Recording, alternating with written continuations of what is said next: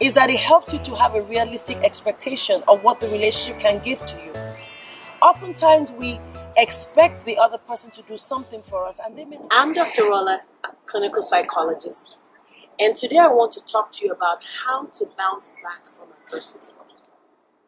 How do you go through difficult situations, stress, trauma, disappointment, abandonment, and learn from it and grow from it? The good news is that whatever you go through in life, you can learn from it and grow from it. But I have to encourage you that this is definitely a process. And it's a process that I want to encourage you to go through, and that's what I'm going to talk about today. Oftentimes we assume that somebody has special qualities or abilities that makes them more capable of coping with pressure. And that could be true in some cases. But the research shows that anyone can learn to be resilient. Anyone can learn this. And that's why these ways I'm going to share with you today, even if you have not done this, you can start from where you are today. The very first thing that I want to talk to you about as far as learning to bounce back from adversity is in the area of learning to be emotionally flexible. The ability to go through sadness and anger and pain and frustration, negative feelings, sense of loss, but also giving yourself that permission to feel some happiness as you're grieving. An example would be somebody who has lost their child, their daughter or their son, tragically, and they're grieving with their spouse over the loss of their child. But while they're grieving, they're taking time to enjoy the support of their spouse, and they're not shutting their spouse out. They're thinking about the positive memories that they had when that child was alive and giving themselves the permission to feel some happiness even though they're sad at the same time. Another way to learn to bounce back from adversity is by developing empathy for others. Maybe a person who has lost everything they've worked for in a hurricane or in a natural disaster, having empathy for somebody else who has lost the same or who has suffered a different kind of loss. And this can come in the form of calling up somebody who is going through the same thing you're going through, or even just thinking about them and feeling sadness for them.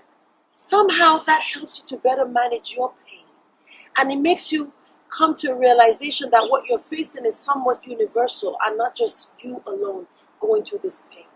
Some people would join a support group and start to rebuild that community with the other person who has lost what they've lost, or just support them by words of encouragement. Showing empathy for others can be a very powerful way to work in this process of bouncing back from adversity. By sharing feelings of compassion for others, even though you're in pain, you're able to better cope with what you're facing. Another way to learn to bounce back from adversity, or to help you to bounce back from adversity, is by looking for opportunities to grow from it. Looking for opportunities to learn from this adversity that you're facing.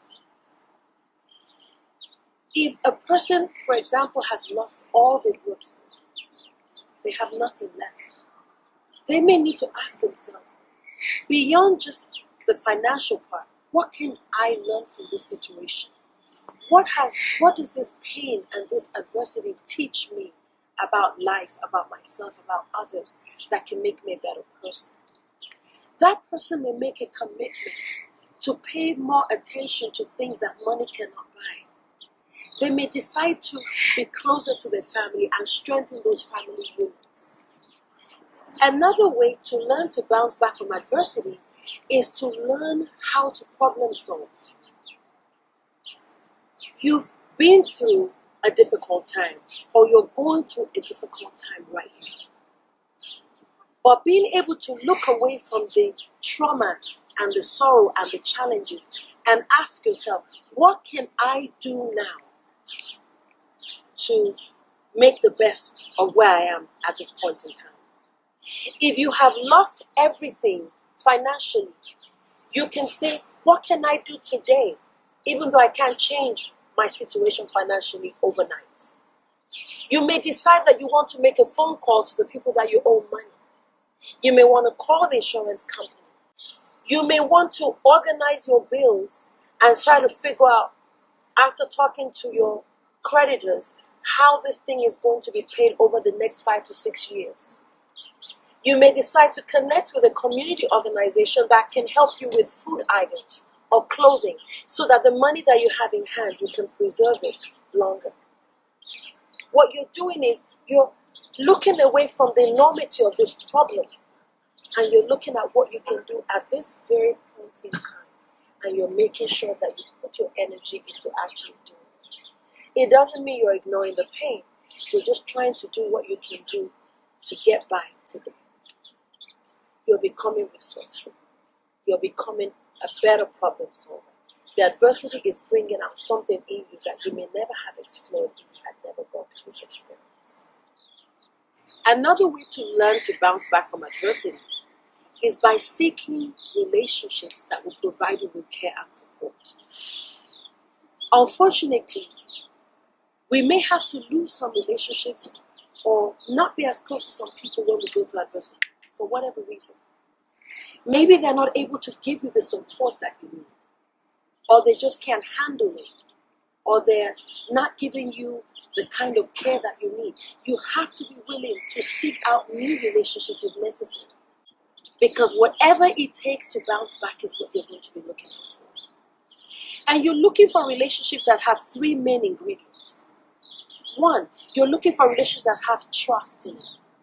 You want to be in a relationship with somebody who you can share your feelings with, and even if they don't fully agree with you, they respect you as a person, and they still give you feedback, and they're wishing you the best.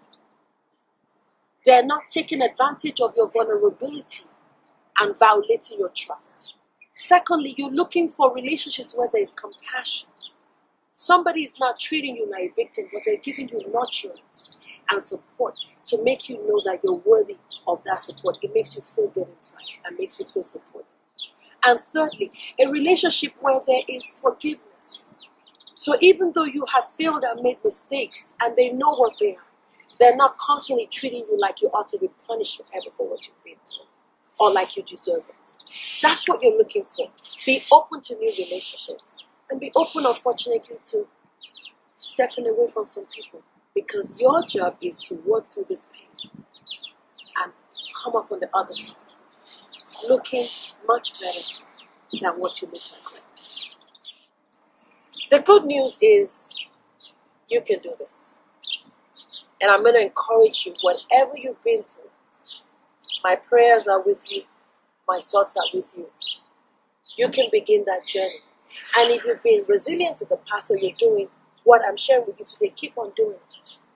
Life can be hard sometimes, but you want to make sure that you take care of your emotional life.